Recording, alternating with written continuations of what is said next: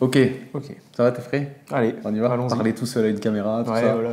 Hello, c'est Chris pour améliorer ses photos. Aujourd'hui, on est avec David, Salut. que je vais te présenter dans ces vidéos. Donc, j'espère que tu es prêt. C'est parti, let's go. Ryan Little.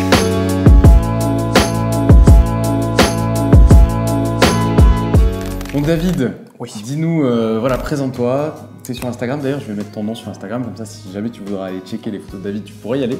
Donc, dis-nous qui t'es, quel âge tu as, depuis quand tu fais de la photo? Alors, donc je m'appelle David, j'ai Ouais. 24 ans et je fais de la photo depuis 5 ou 6 ans. Donc, de la photo argentique, de la photo numérique et principalement du portrait. Voilà, donc on va te passer dans la vidéo, on va te montrer quelques photos de David, on va aussi beaucoup en parler.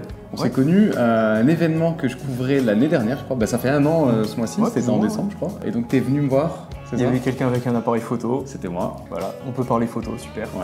Et du Voilà. coup, David m'a laissé sa carte. Et c'est rare, alors voilà, j'échange souvent des cartes avec des gens, etc.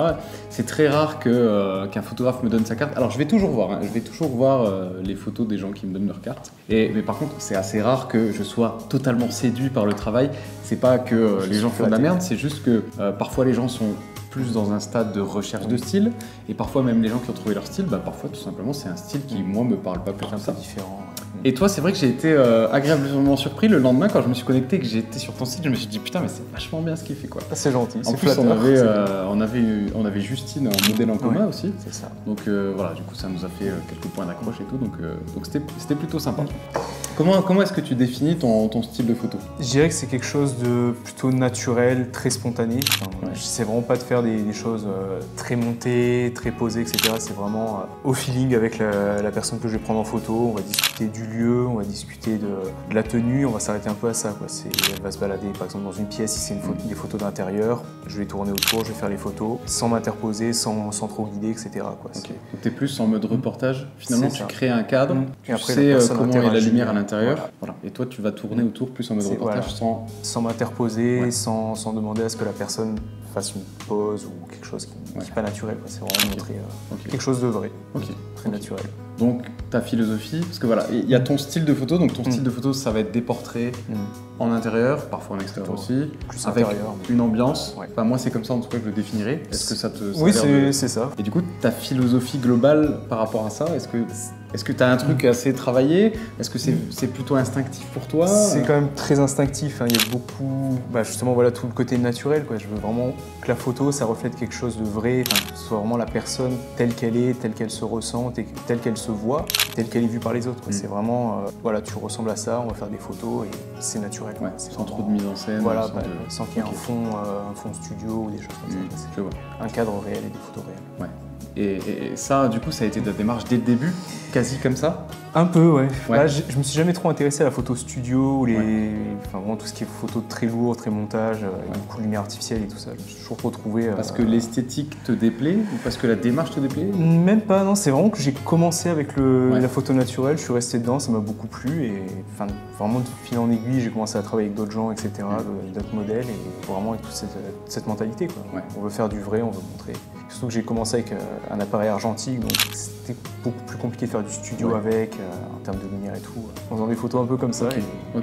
très Parce naturel. que je te demande ça parce que moi, ma philosophie, quand je suis arrivé dans la photographie, elle était loin, très loin de ça, même si aujourd'hui elle est de plus en plus proche de ça. Mais au tout début, j'ai eu aucun questionnement. En fait, j'ai pris la photographie qu'on m'a imposée, Oui. donc qui était la photographie avec les yeux bien nets et le fond bien flou, Oui. avec la peau très retouchée et une peau parfaite. Voilà, c'était l'esthétique qu'on m'a mis devant les yeux et que du coup, à force d'en voir, j'ai aimé. Donc, j'ai essayé de reproduire ça. Et quand j'y suis arrivé, après seulement, je me suis posé la Oui. question. Je me suis posé la question, est-ce que finalement, c'est vraiment ça que je veux faire?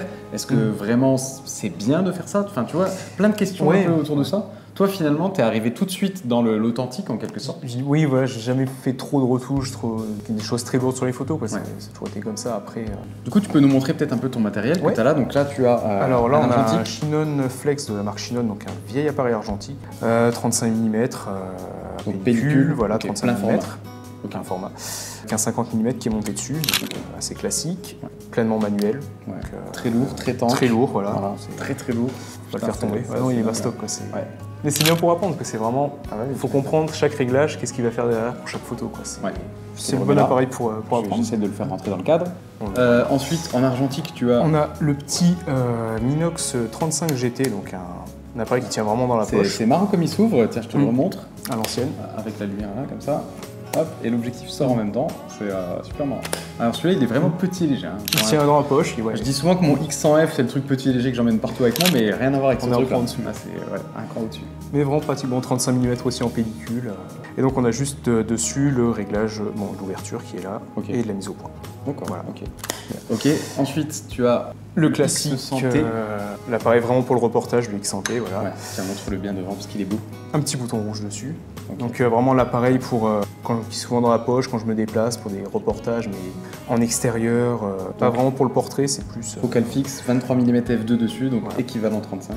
C'est ça. Si tu suis la chaîne depuis longtemps, tu sais que moi j'ai un X100F. Donc le F, c'est l'évolution de celui-là qui est sorti 2 ans après, je crois. Ceci dit, quand je vois les photos que tu fais avec ça et quand je vois les photos que je fais avec mon X100F, il n'y a aucune... on peut pas dissocier les deux. Voilà, la qualité d'image, c'est la même ou quasiment la même. Et enfin, le truc que tu utilises le plus... Voilà, c'est l'appareil des photos, des portraits, le 5D Mark II avec le 50 mm. Alors c'est un appareil qui est plutôt jeune. D'ailleurs, je vois qu'il y a des bouts de scotch. Oui, voilà, il commence un peu partout sur l'objectif. Ouais, c'est un petit repère, il est bien rayé partout. C'est quand même un très bon appareil aujourd'hui, donc plein format. Avec le 50 mm pour le portrait, c'est parfait. Je trouve c'est vraiment le. C'est ta philosophie. Voilà, c'est ça. Après, j'ai quand même essayé d'évoluer vers le 24 mm pour avoir vraiment une prise de portrait plus large, avoir inclure un peu plus de contexte. l'environnement. Surtout que j'ai l'impression que t'aimes beaucoup raconter des histoires avec tes photos. C'est ce je pense que ça te collera bien le. Pas forcément juste faire des portraits très resserrés avec juste le visage ou juste vraiment un flou d'arrière-plan. Mais excellent appareil. Enfin, je peux que le recommander. Qu'est-ce que tu le reproches par exemple En basse lumière, il commence à avoir du mal aujourd'hui. Voilà, dès qu'on monte un peu dans les ISO. Par rapport à ce qui se fait aujourd'hui. Mais bon, après, c'est pas comparable. Il y a quand même, Tu fais des photos dans des conditions lumineuses qui sont bonnes ou jusqu'à correctes. Oui, tu peux très bien largement suffisant. Voilà, c'est très très bon appareil. Parce que le 5D2 d'occasion, ça vaut quoi aujourd'hui, tu sais à peu près ou pas? Il doit plus être très cher, genre 500, 600 dans ces eaux-là, je sais pas trop. Il y a quand même eu le 5D3 et le 5D4 maintenant. Donc puis même avec toute la concurrence derrière tous les autres qui n'étaient pas à l'époque, tous les Fujifilm qui sont arrivés entre temps. Ouais, ça fait une petite claque sur le prix, mais bon. Mais justement, très bon appareil pour encore aujourd'hui, donc je continue à utiliser. J'ai montré déjà beaucoup de photos de séances que tu as fait avec des personnes. Tu t'as entendu dire personne tout à l'heure et pas modèle, et j'aime bien cette approche. Moi aussi, je considère pas que je prends en photo les modèles, mais les personnes. Surtout que souvent, c'est même des gens qui n'ont pas forcément beaucoup posé ou pour qui c'est la première fois, donc c'est vraiment... Donc j'aime bien ce côté-là. Ceci dit, tu prends aussi ton appareil avec quand tu voyages. Toujours. Voilà. Ouais.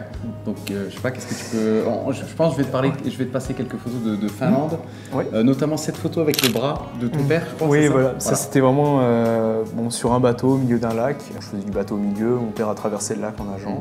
Il est passé au bon moment. Voilà, il faisait froid en plus. J'imagine. Je sais pas, 14-15 degrés en été. Il est passé au bon moment, voilà. Vraiment, c'est pris de très loin, c'est pas juste le bras resserré, etc. C'est ce qu'on disait tout à l'heure. Petit élément.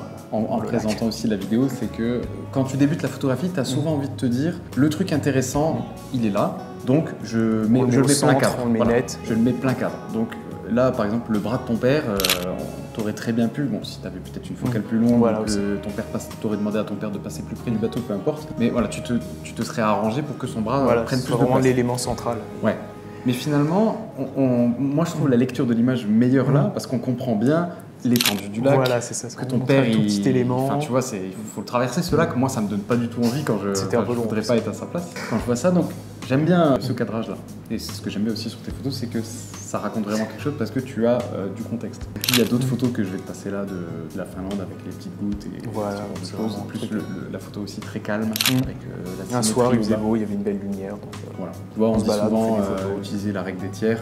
Là, finalement, sur cette photo calme que tu as appelée calme sur ton Instagram, en plus, tu as mis l'horizon au milieu, mais on voit que c'est fait exprès, c'est bien droit, c'est pile au milieu. Donc voilà, on voit que cette symétrie, elle est recherchée. C'est pas fait au hasard et tu as conscience de faire ça.